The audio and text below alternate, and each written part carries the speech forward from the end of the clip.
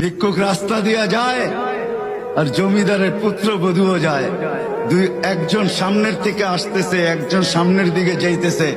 দুইজনের ক্রসিং এর সময় ভিক্ষুকের গায়ের কাদা জমিদারের পুত্রবধূর গায়ে লেগে গেছে।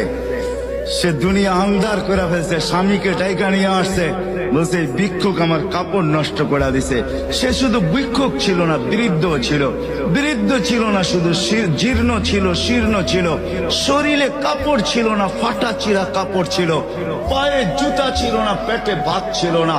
জমিদারের পুত্র সইতে পারে নাই, যৌবনী শক্তি সয়তো সয় কি কইরা তার স্ত্রীর গায়ে ভিক্ষুকের কাদা। বস সমগ্র শক্তিকে হাতে জমা করা, একত্র করা বৃদ্ধের গালে বসায়। বৃদ্ধ কিচ্ছু বলে নাই, শুধু উপরের দিকে তাকায় দুই তিনটা শব্দ উচ্চারণ করছেন। শব্দগুলা হলো ইয়া মাল্লাহ।